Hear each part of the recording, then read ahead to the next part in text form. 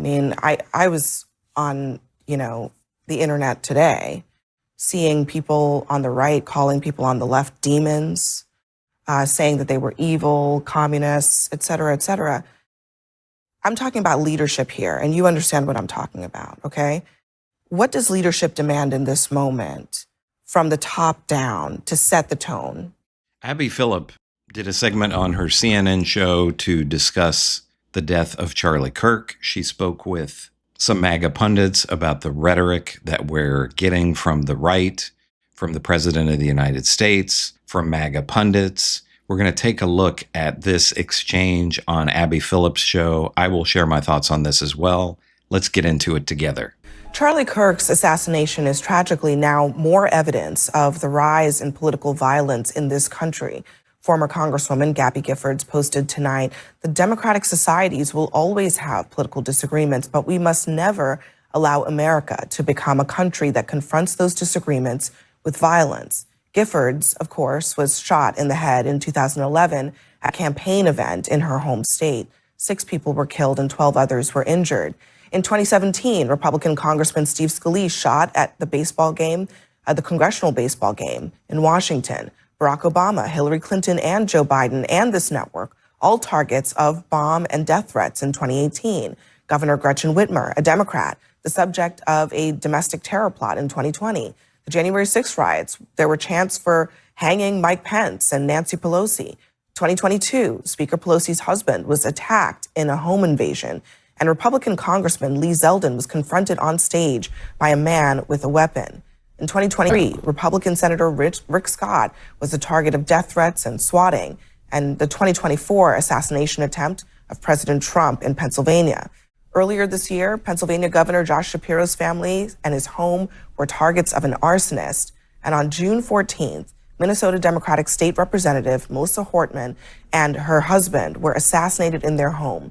Minnesota State Senator John Hoffman and his wife were also shot and critically wounded.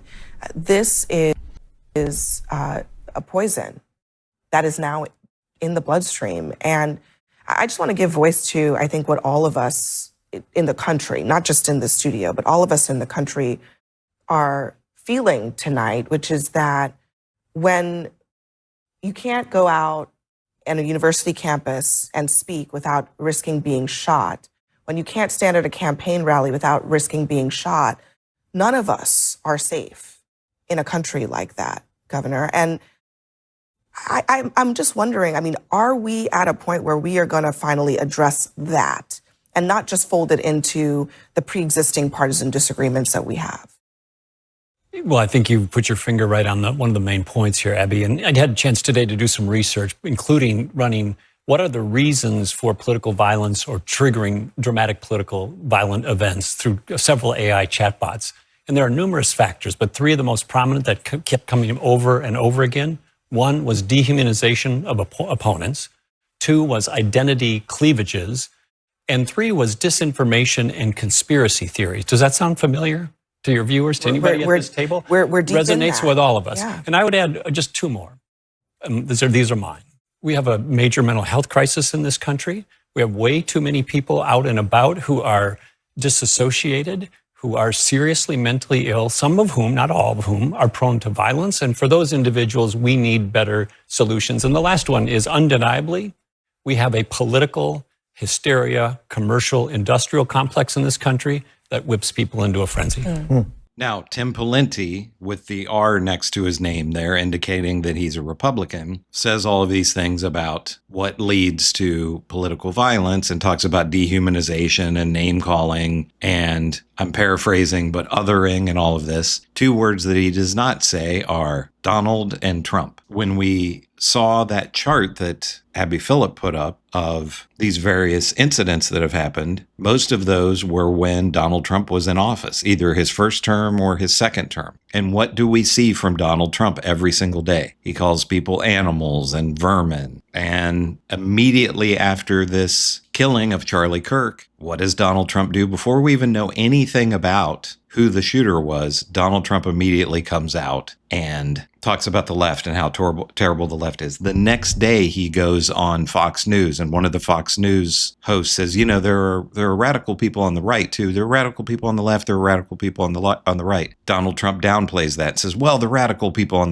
the right are just upset about crime. So Tim Pawlenty is correct with what he's saying there, but he doesn't point to the fact that we have a president who constantly has all of these people, his followers, his cult at a fever pitch, never tries to tone down the rhetoric. He had a perfect opportunity to be a president even for 5 minutes, Donald Trump did, to come out and say, hey, we're all Americans. We really need to tone this down. But he just adds more fuel to the fire.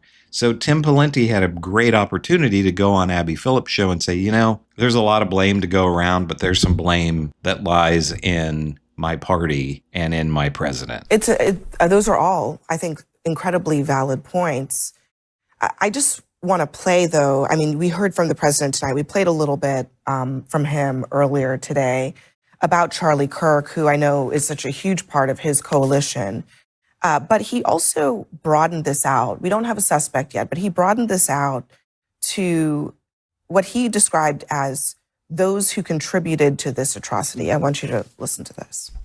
Of course he did. It's a long past time for all Americans and the media to confront the fact that violence and murder are the tragic consequence of demonizing those with whom you disagree day after day, year after year, in the most hateful and despicable way possible. For years, those on the radical left have compared wonderful Americans like Charlie to Nazis and the world's worst mass murderers and criminals. This kind of rhetoric is directly responsible for the terrorism that we're seeing in our country today, and it must stop right now. Is that he changed political culture. He went where other candidates had not before. You ran for president, you didn't talk like Donald Trump. And demonizing is part now of the repertoire of political speech. And yet, you know, Gabby Giffords is right. We should not settle our disagreements through violence, but we do. And I think this sickness is in the civic soul of the country and our phones. You know, we have become accustomed to demonizing each other because we don't know each other anymore. We have segregated ourselves into these little culturally pure, politically pure neighborhoods and states even. And when you ask Republicans to describe the typical Democrat, they describe a kind of monster version of the typical Democrat. When you ask a Democrat to describe the typical Republican, they describe someone far more extreme than most people who voted for Donald Trump. We don't know each other anymore. I think he's right about part of it, but I think you have to look at the whole picture, which is that, to your point, that kind of language is happening on all sides of the political spectrum. And you can't really look at political violence, including even if you just took a snapshot of this year and say that it's only coming from one side of the political spectrum. And that is what makes it an American problem that we have to address, not a partisan problem. Sure. But Abby, I'm thinking of Gabby Giffords. It would be good if one Democrat does what I have come on this network and said a million times. And I've looked at my own party, and when they're wrong, I've addressed that and said that and agreed with them. But a lot of people who are of the left, of the Democratic Party, use the term Nazi, use the term fascist. Southern Poverty Law Center called Turning Point USA a right-wing extremist group, something on those lines. Those things aren't true. And when you hear, like, the Vice President of the United States call Trump and his supporters, downstream fascists and Nazis, it would be good for someone to come out and just acknowledge what we all know, that isn't the case. I think, though, bigger picture, we have to learn to differentiate between anger and hate in politics. Anger is what gets young people out there in the streets, putting up flyers, knocking on doors, advocating for candidates. It's what gets people to run for office. It's why people voted for Barack Obama or Donald Trump or whoever. Anger is a good force in politics. Hate and that dehumanization that was just mentioned, that is the problem. When you see your political opponent as subhuman, when you see them as a Nazi, when you see them as a fascist, you can mentally justify doing extreme things. That's the line that nobody in this system should cross. I totally agree. These MAGA types like this Joe Borelli are so disingenuous to act like the Democrats never denounce anything. And I've seen Democrat after Democrat come out and denounce this, say to pray for Charlie Kirk's family. In fact, how I found out that Charlie Kirk had been shot, I saw a tweet from Gavin Newsom saying, pray for his family. So they're just disingenuous. And we're this far into this segment without having a discussion about guns. Why are there no Republicans? Well, we know why, because they get money from the NRA. But why are none of these MAGA pundits, MAGA politicians coming out and saying, hey, maybe it is time to have, we've lost one of our own now. Maybe it is time to have a discussion about guns, to have maybe a little bit more control. We're not saying take people's guns away, and the Democrats aren't saying take people's guns away, but have just a little bit more control that maybe another MAGA pundit like Charlie Kirk won't get shot. But we can't, on shows like Abby Phillip show, I think she does a good job, but we can't even have a conversation about just a little bit more gun control. Just a tiny bit. It's absolute insanity. I guess I just wonder, we have to address all of it. I mean, I was on, the internet today, seeing people on the right calling people on the left demons, saying that they were evil, communists, et cetera, et cetera. I'm talking about leadership here, and you understand what I'm talking about, okay? What does leadership demand in this moment from the top down to set the tone? I can't imagine that a conversation about what's really going on in this country can only be directed at one side of the equation. Not long ago, I wrote an op-ed for the Minneapolis Star-Tribune called More Than Devils Left. And it was based on a phrase from John Dutton in the Yellowstone series when somebody was saying he's making a bad deal with bad people. And he said, you're making a deal with the devil. And he said, there's only devils left. The point of the op-ed was, in our country, while all the folks on the fringes get a lot of attention, there are more than devils left. We have to have leaders, to your question, who see the goodness of the country, who see the goodness of people collectively, even if some individuals behave poorly, and rise above that, all of that, and have us call out our better angels, look to our better angels. And leaders have to be role models. I'm a big believer in leaders having to set the tone and being able to set the example. And it starts with each of us and all of us. Yeah. So once again, Abby Phillip goes to Tim Pawlenty, talks about leaders in a vague sense, and it starts with all of us, blah, blah, blah. And Abby Phillip talks about, the top down. And Tim Pawlenty can't bring himself to say the name Donald Trump, probably the most destructive force that we've ever seen in modern politics, who does nothing but name call, divide. He never tries to do anything to bring the country together. And all of these Republicans go on Abby Phillip's show and they're either scared or for whatever reason, they just can't bring themselves to say, hey, maybe it should start with the president of the United States. Maybe the president of the United States should be better than podcasters and commentators and pundits and come out and say, hey, this is America. We don't do this here. And we're all going to come together and make a better country. Instead, it's from Donald Trump, the left, the left, the left, the left. And this is what we hear every night from the MAGA commentators like Scott Jennings, who's not on here tonight, or Ben Ferguson. It's always the left, the left, the left. Never any looking inward. One of the things that hurts so much about today is Charlie Kirk was doing that. Yes. Okay? He was murdered on a university campus, sitting under a tent that proclaimed his invitation to speech. Prove me wrong. And he wanted people, invited people to challenge him, to counter him. And I didn't necessarily agree with Charlie Kirk, and a lot of people found what he said hurtful. But free speech sometimes stings, right? Free speech is supposed to get your attention, supposed to try to change your mind.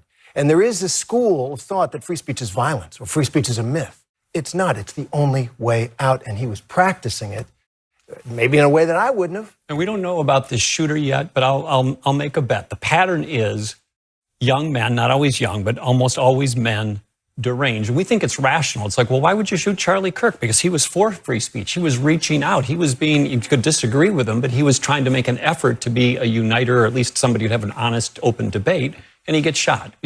Exercising what's on his mind, he gets shot in the head. It's terrible, but I'll lay a wager that the individual they find is going to likely, not certainly, be severely mentally ill and deranged. And we have to address that. We have way too many people exposed to that and violent. And have access to guns. Can I play? Let me play what. So finally, we have a mention of guns there. And Tim Pawlenty, this was recorded before they arrested the alleged shooter.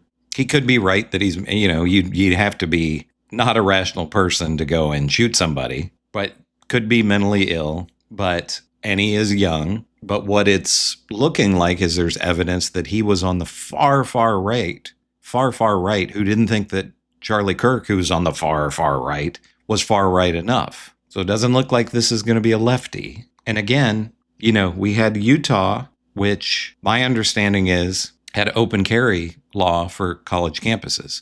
Why was there not a good guy with a gun there to stop this shooter? I'm sure there was somebody in the crowd who was armed, probably multiple somebodies. People saw him on the roof. There was nobody there to stop him. Ben Shapiro said about his own personal safety as somebody who, very much like Charlie Kirk, is viewed as a sort of conservative, has a big megaphone, a sort of movement leader type of figure. This is what he said about his safety. I despair on behalf of my country. I don't know what this means for the country. I do not know what this means for America, truly. When political figures who just are out to discuss and debate in public are gunned down in cold blood, I do not know what we can expect next. I've had significant security concerns before. Now, security team is saying you should put on a bulletproof vest. Okay, fine, I'll do it, but I think it's overkill. I know Charlie had the same feeling because we'd had that conversation. That you feel like, okay, well, is it really that big? Okay, so somebody might take a swing or somebody might yell at you. Then gradually, it seems that in this country, we have come to the conclusion that if somebody disagrees with you strenuously enough politically, that violence is now a necessity. Yeah, I mean, look, a lot of people know what he's talking about. If you are in the public eye today, if you're a member of the media, if you're a commentator, if you are a politician, you risk every time you walk out your door, some crazy person coming up to you and doing something. And that is the key to the destruction of a democracy. When people don't think that they can walk out their door and say their viewpoint or work as a journalist, cover politics without somebody trying to kill them. And we've done this before, and sometimes in the commercial breaks, I like to read some of the messages that I get, routinely, and we laugh at them, but in the back of my head, and now it's to the front of my view, some of these people are crazy. Some of these people are really problematic. And the conversation I had with my wife driving over here was, whether it's worth me being a vocal Trump supporter or a vocal conservative, whether it's actually worth doing it. And the answer I had was that it is. I mean, that the goal of political violence is to suppress free speech. So I think it is important for people to come out, say things that others find offensive, that others find, upset their core. That's part of the process. But I will tell a story, and I'll say who it is. Zohran Mamdani texted me today. And he is someone I've been right here in this chair criticizing, and I criticize him on many outlets. And he texted me something I said about him and another candidate. And we exchanged texts, and we had a laugh about it. And we said, great, see you soon. And I wish more people knew that the worst thing I want to happen to Zohran Mamdani is I want him to lose the race. And I do. I want him to lose. I don't want anything bad to happen to him. I think it would be beneficial if the talking heads of the world expose some of our pleasant chats in the green room, the pleasantries. I know many people on this show are friends personally. I'll be golfing with some people I debate occasionally in a couple of weeks. It's not all life and death all the time. We can debate fiercely. We can try to make each other lose. That's the goal of this all.